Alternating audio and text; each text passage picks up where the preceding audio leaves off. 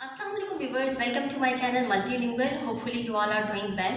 आज मैं अपने चैनल पे आप लोगों के लिए एक नया टॉपिक लेकर आई हूँ, पास्ट परफेक्ट कंटिन्यूस टेंस। जैसे कि लास्ट वीडियो हमने की थी पास्ट कंटिन्यूस टेंस की, तो पास्ट कंटिन्यूस टेंस में ऑब्वियसली हमने पास्ट के बारे में बात की और ऐसे एक्शन और एक्टिविटी के बारे में बात की जो कि कंटिन्यू है, पास्ट में स्टार्ट हुआ है बट वो प्रेजेंट में कंटिन्यू है, वो मजमूई तौर पे डन नहीं हुआ है, यानी कि कम्प्लीटली डन नहीं हुआ है।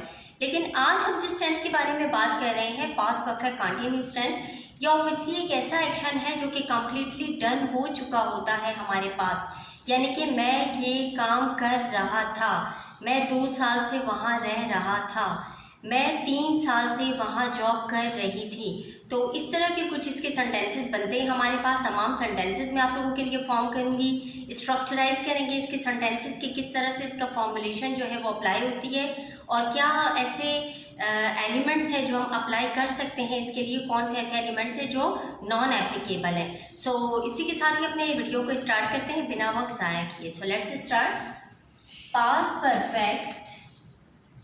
Past perfect continuous. तो स्टूडेंट्स, आज हमारा टेंस है पास्ट परफेक्ट कंटिन्यूस। टेंसेस हमारे पास इंतहाई इम्पॉर्टेंट और कुछ इस टाइप के होते हैं कि उनमें ऐसी एक्टिविटीज़ होती हैं, ऐसे एक्शंस होते हैं जो कि हमारे लिए लैंग्वेज के लिए भी क्लियर करना उन्हें बहुत मस्ट होता है। इससे हम बोलने में भी हमें आसानी होती है और ऑब्वियसली हमें जब हम बोल लें तो फिर समझ भी लेते हैं ऑब्वियसली। तो इसी तरह टेंसेस हमारे लिए लर्निंग के पॉइंट ऑफ व्यू से भी और लैंग्वेज के पॉइंट ऑफ व्यू से भी बहुत ईजी हो जाते हैं कि हम इन्हें गेट करें और हम इन्हें समझें। तो इसी तरह हमारे पास पास्ट परफेक्ट कंटिन्यूस टेंस आज है, इसको हम देखते हैं कि क्या क्या इसमें हमारे पास पॉइंट्स आते हैं। तो सबसे पहले हम इसकी फॉर्मूला की अगर बात करें तो इसका फॉर्मूला किस टाइप का है। फॉर्मुलेशन इसकी इस तरह होती है, सबसे पहले सब्जेक्ट प्लस उसके बाद हमारे पास हेल्पिंग वर्ब प्लस हमारे पास बीन प्लस हमारे पास आएगा वर्ब की first form plus ING and plus object.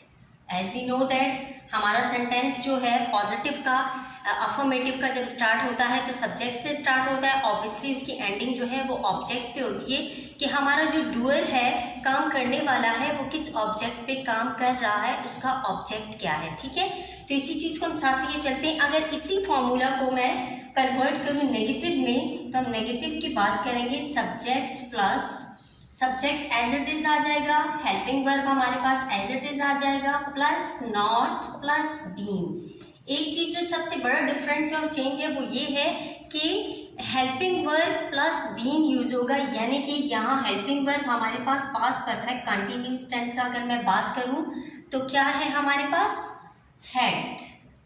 Obviously had होगा क्योंकि हम पास्ट की बात कर रहे हैं।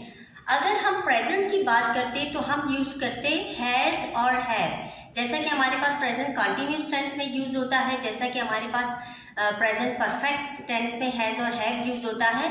तो इसी तरह हमारे पास पास्ट परफेक्ट कंटिन्यूस में हैड यूज़ होता है।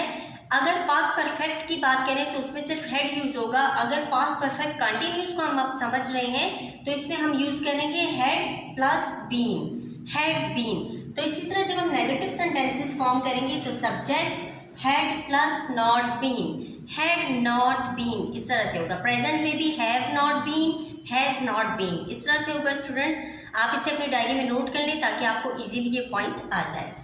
तो इसके बाद been plus first form of the verb plus ING plus object, ये हो गया हमारे पास नेगेटिव का।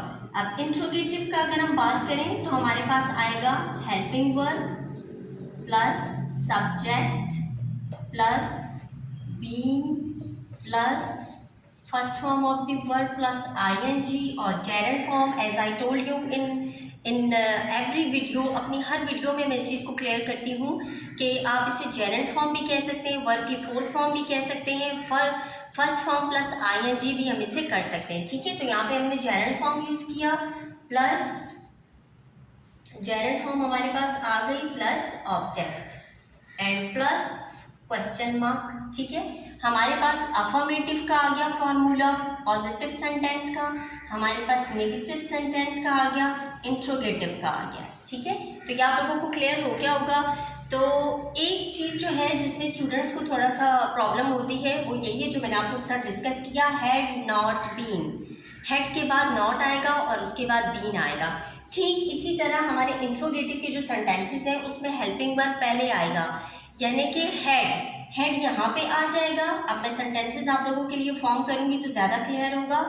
हेड, उसके बाद हमारे पास आ गया सब्जेक्ट और उसके बाद आ गया हमारे पास बीन। तो इंट्रोगेटिव में हमारे पास सबसे पहले हेड आएगा, उसके बाद सब्जेक्ट आएगा, उसके बाद बीन आएगा। इन दोनों में ये चेंजिंग है हमारे पास। इस चीज़ को अपने माइंड में रखें ताकि इजीली आपको ये सारे कॉन्सेप्ट्स जो है वो क्लियर हो जाए। स्टूडेंट्स, सबसे पहले मैंने आप लोगों के साथ फार्मूला की बात की, हमने पॉजिटिव सेंटेंसेस जो है स्ट्रक्चराइज किए, उसके बाद हमने पास्ट परफेक्ट कंटिन्यूस टेंस के नेगेटिव और इंट्रोगेटिव दोनों को किया स्ट्रक्चराइज, आप लोगों को दिखाने के लिए कि क्या क्या कॉन्सेप्ट्स है हमारे पास। अब अगर हम बात करें कि इसके हेल्पिंग वर्ब यानी कि हमारे पास इस टेंस में ऑब्जेक्टिव्स क्या क्या है, हमने किन किन ऑब्जेक्टिव्स को अपने माइंड में रखना है। ठीक है, फर्स्ट ऑब्जेक्टिव हमारे पास इस टेंस में है कि हेल्पिंग वर्ब का इस्तेमाल क्या होता है। एज वी नो दैट कि हर टेंस का अपना एक स्पेसिफिक हेल्पिंग वर्ब होता है। तो यहाँ पे हमारे पास पास्ट परफेक्ट कंटिन्यूस टेंस की हम बात करें तो हमारे पास क्या होगा, पास्ट परफेक्ट टेंस का हमारे पास था हेड। ठीक है, हम सिर्फ हेड यूज करते थे, क्लियर। अब हम क्या यूज करेंगे, कंटिन्यूस की वजह से हम यहाँ पे बीन का इस्तेमाल भी करेंगे, क्योंकि परफेक्ट भी है कंटिन्यूस भी है, तो हम उसे बीन के साथ हेड का इस्तेमाल करेंगे। ठीक है, तो हमारे पास आ गया हेड और बीन, ये क्लियर हो गया। हेल्पिंग वर्ब हमारा क्लियर, राइट। अब ऑब्जेक्टिव नंबर 2 हमारे पास है कि इसमें एक्शन फॉर्म वर्ब की जो एक्शंस है क्या यूज होती है। ठीक है, हमारे पास क्या यूज होगी, जेरंड फॉर्म यूज होगी, या हम इसे क्या कहेंगे, फर्स्ट फॉर्म प्लस आईएनजी, ये हमारे पास यूज हो। क्योंकि कंटिन्यूस की बात हो रही है तो ऑब्वियसली हम यूज करेंगे जेरंड फॉर्म। ठीक है, first form plus ING use करेंगे। एज आई टोल्ड यू, तमाम वीडियोस में ये चीज़ मैंने क्लियर की है कि जहाँ हम कंटिन्यूस टेंस की बात करते हैं तो आप अपने माइंड में इस चीज़ को बिल्कुल क्लियर कर लें कि कंटिन्यूस की जब बात होती है we must use first form of the verb plus ING, ताकि कंटिन्यूस का जो एक सेंस है वो बना रहे। ठीक है, नेक्स्ट हमारे पास है ऑब्जेक्टिव नंबर 3, हमारा ये है कि इसकी रिकग्निशन हम किस तरह करेंगे, उर्दू के सेंटेंसेस में। उर्दू के सेंटेंसेस अगर बनेंगे तो हम बताएंगे कि कर चुका रहा था, कर चुकी रही थी, या कर रहे थे, हो रहे थे। तो इस टाइप के रहा था, रही थी, चुका रहा था, चुकी रही थी, चुके रहे थे, इस टाइप की हमारे पास जो है उर्दू के सेंटेंसेस में जो है एंडिंग उनकी इस तरह से होती है जिससे हम ये रिकॉग्नाइज करेंगे कि यहाँ पे पास्ट परफेक्ट कंटिन्यूस टेंस की जो है बात हो रही है। ठीक है स्टूडेंट्स, क्लियर हो गया सबको, राइट। अब हम आगे बढ़ते हैं। ओके स्टूडेंट्स, अभी मोस्ट इम्पॉर्टेंट जो एक पॉइंट हमारे पास है, एक ऑब्जेक्टिव हमारे पास है, 3 ऑब्जेक्टिव्स मैं आपके साथ डिस्कस कर चुकी हूँ पास्ट परफेक्ट कंटिन्यूस टेंस के। अभी जो 4th ऑब्जेक्टिव है वो इंतहाई जो है इम्पॉर्टेंट है और उसको आप क्लियर कर लें, अपने कॉन्सेप्ट सारे क्लियर करें अपने माइंड में, हो सकता है तो अपनी डायरी में लिख के रख लें ताकि आपको वो भूले नहीं। ठीक है, तो 4th हमारे पास जो ऑब्जेक्टिव है वो ये है इस टेंस का, पास्ट परफेक्ट कंटिन्यूस का, कि हमारे पास सिंस और फॉर का यूज़ होता है, जिसे अगर हम ज़्यादा डिफाइन करें तो हम ये कह सकते हैं कि ये प्रपोजिशन ऑफ टाइम है, प्रपोजिशन ऑफ टाइम। ठीक है, एक स्पेसिफिक टाइम पीरियड के लिए हम सिंस यूज़ करते हैं, फॉर यूज़ करते हैं, एज वी नो दैट। तो ये प्रपोजिशन ऑफ टाइम है हमारे पास। ठीक है, तो क्लियर हो गया सबको।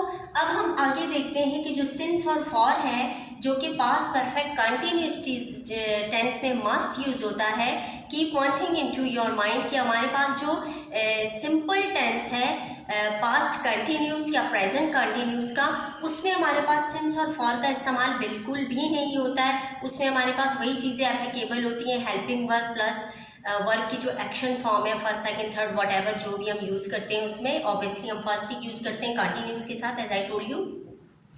तो यहाँ पे हम सिंस और फॉर का इस्तेमाल करेंगे, ये डिफरेंस है हमारे पास। Simple past continuous, present continuous, और अगर इसके साथ हम उसे कंपेयर करें पास्ट परफेक्ट कंटिन्यूस और प्रेजेंट परफेक्ट कंटिन्यूस के साथ, तो यहाँ पे हमारे पास इसी चीज़ का डिफरेंस आएगा कि प्रपोजिशन ऑफ टाइम हम यूज़ करेंगे, ठीक है, जो कि सिंस और फॉर है। क्लियर हुआ स्टूडेंट्स, राइट। अब हम आगे बढ़ते हैं।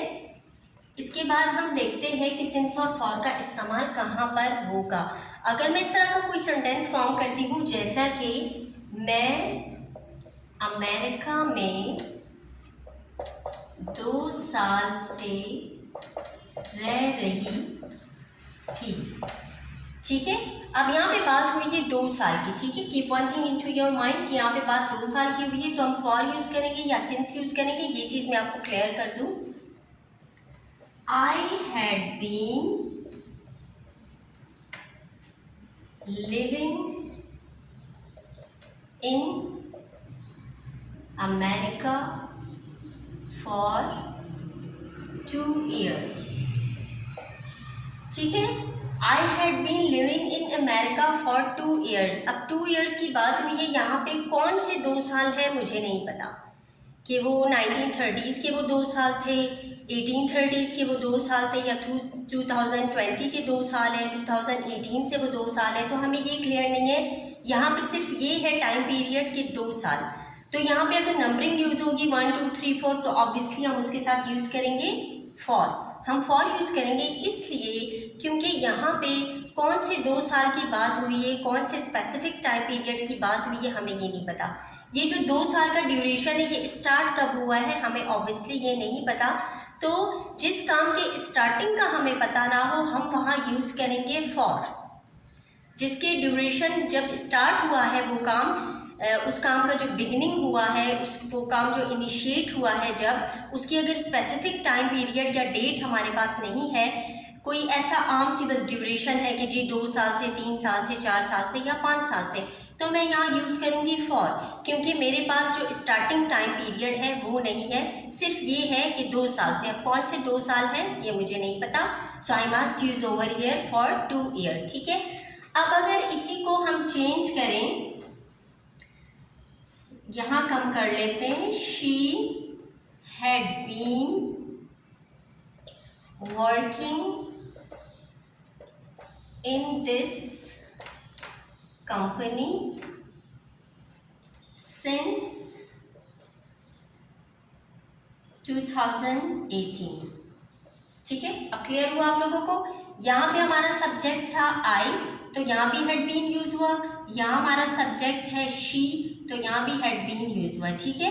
आप इसमें बिल्कुल भी वो नहीं होइएगा, क्योंकि यहाँ तो ऑब्वियसली हमारे पास पास्ट परफेक्ट कंटिन्यूस टेंस में ओनली 1 हमारे पास, बहुत से ऐसे हमारे पास टेंसेज होते हैं जिनके 2 होते हैं हमारे हेल्पिंग वर्ब्स, तो हम उसे फिर डिफरेंट कैटेगरीज में डिवाइड करते हैं कि प्लूरल के साथ कौन सा यूज़ करना है और सिंगुलर के साथ कौन सा यूज़ करना है। तो यहाँ ऑब्वियसली हमारे पास ऐसा कोई वो नहीं है, तो हम हैड बीन जो है सबके साथ हम अप्लाई कर सकते हैं, ये एप्लीकेबल है। हमारे जितने भी पर्सनल प्रोनाउंस हैं या जितने भी सब्जेक्ट्स हैं तो उनके साथ हम हैड बीन ही यूज़ करेंगे, ठीक है। ये चीज़ भी क्लियर हो गई आप लोगों की यहाँ पे। तो आई और शी के साथ हमने बनाया, she had been working in this company since 2018। वो इस कंपनी में 2018 से काम कर रही थी, ठीक है।